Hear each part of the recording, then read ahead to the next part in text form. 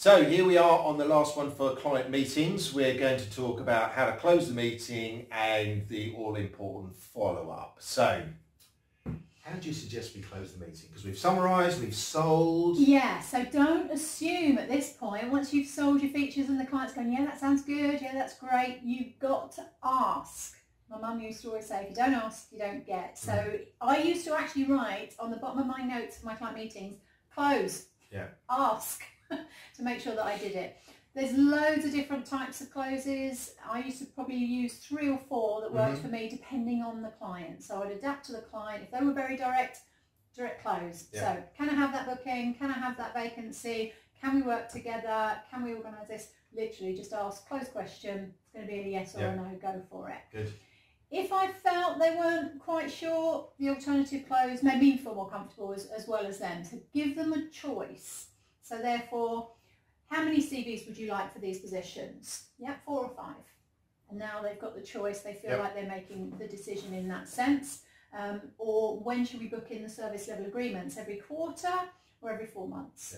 And therefore, they get to choose. They're going to make the decisions. What ones did you decide? Well, don't be backwards in coming forwards with this. I know that some people, particularly on phone calls, they'll say, you know, how does that sound? Which is okay, but you can still say things like, look, does that sound like the sort of service you'd be happy with? Yes. Would you be prepared to work with us next time you recruit? Because let's not assume that just because we're at a client meeting, they've got jobs for us to fill straight away. You know, are you happy for me to now start sending across profiles to you? We could even close for another meeting.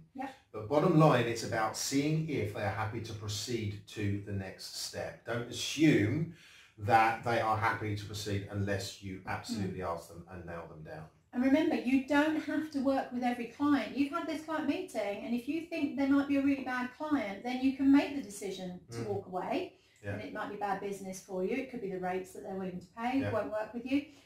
Or it could be you're not sure about their commitment level. So the conditional close I used to like as well. So if I was going to do this over the next couple of days, would you do this? So it might be, if I went back to my office and got 3 candidates suitable for interviews for you on Friday, could you give me 3 times on Friday for those interviews now, please? So it's testing that commitment, making sure that they are actually in it with you and not against you. Definitely. Be bold, because what you don't want is to leave the meeting, the client has one idea of how the meeting finished and you have a completely different idea as the meeting finished. So follow up. Yeah, so rather than saying things like, well, look, would you like me to send you over some CVs? No. Say, I will send you 3 CVs.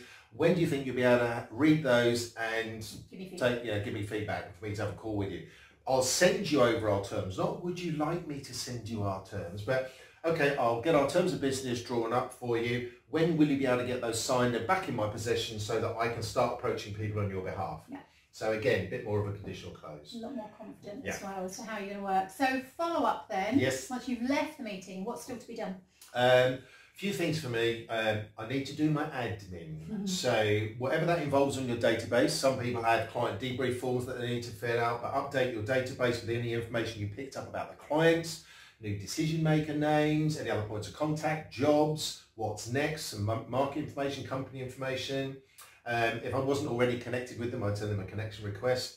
I'm then going to diarise what my actions are going to be, diarise my next call. I'd also think about what I'm going to open that call with, because it's fresh in your mind at this point. It's easier to actually write that opening statement here, talking about what you've last discussed, rather than maybe in 2, 3, 4 weeks' time when you come to it and go, oh, what happened there? Yeah, for sure.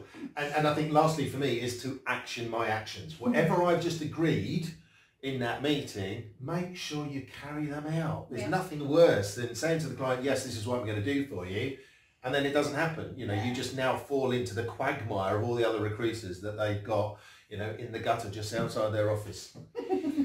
And I'll just say one more point on there. We talked about updating the database, but update your colleagues as well, or your manager. Give them a debrief as to the positives, and if there's any support and help that you need, that they could help you move that client on. Good. Okay. Well, hope you've enjoyed. Hope you've learned something from the client meeting. What are they called again? Learning in an instant. Learning instant. Just rolls off the tongue. See you on the next one. Bye.